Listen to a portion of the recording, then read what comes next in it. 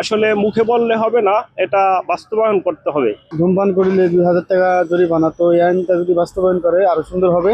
আইনটা যে করেছে যদি এটা প্রয়োগ করা হয় তাহলে খুবই ভালো হবে এবং আমি এটাকে সাধুবাদ জানাই।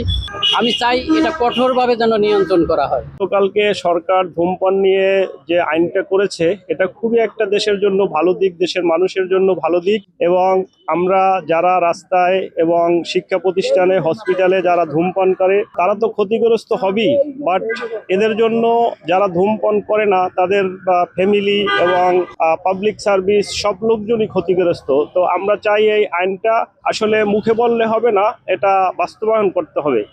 ধূমপান রাস্তায় অ্যাভেলেবেল মানুষ, সাধারণ মানুষ করছে, কিন্তু ইলেকট্রিক্যাল ধূমপানটা এটা আসলে সাধারণ মানুষ তেমন নেয় না।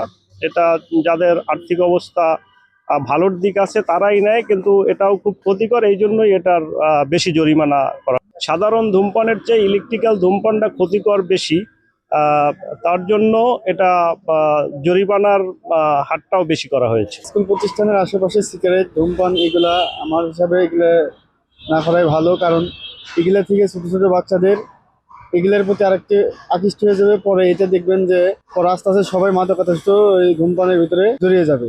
এর জন্য এই যে আইনটা করছে যে ধূমপান করিলে ২,০০০ টাকা জরিমানা, তো এই আইনটা যদি বাস্তবায়ন করে আরো সুন্দর হবে, তবে দেশের জন্য অনেক ভালো হবে।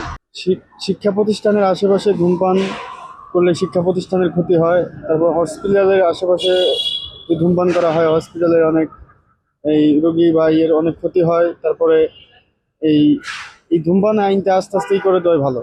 সুন্দর, এই আইনটা খুব ভালো হয়েছে, এটা আমি সাধুবাদ জানাই এবং এটা খুবই একটা ভালো উদ্যোগ আর কি। আর যথাযথভাবে এটা কার্যকর হইলে মানে আইন প্রণয়ন হয়েছে, শুধু বাস্তবায়ন হওয়া খুবই জরুরি আর কি। শিক্ষা প্রতিষ্ঠান এবং হসপিটালের আশেপাশে যদি কেউ ধূমপান করে তাকে ২,০০০ টাকা জরিমানা করা হয়েছে, এই প্রক্রিয়াকে আমি সাধুবাদ জানাই। এটা আমি আসলে সাধুবাদ জানাই এজন্য যে শিক্ষা প্রতিষ্ঠানে ছোট ছোট বাচ্চারা থাকে এবং হসপিটালে বৃদ্ধ রুগীরা থাকে, বা এমনিতেও তো ওরা অসুস্থ হয়ে মেডিকেলে ভর্তি হয়, তার সামনে যদি ধূমপান করে তাহলে অবশ্যই এটা খারাপ। তবে এই আইনটা যে করেছে যদি এটা প্রয়োগ করা হয় তাহলে খুবই ভালো হবে এবং আমি এটাকে সাধুবাদ জানাই একদম অন্তরের অন্তরস্থল থেকে। আমি চাই এটা কঠোরভাবে যেন নিয়ন্ত্রণ করা হয়।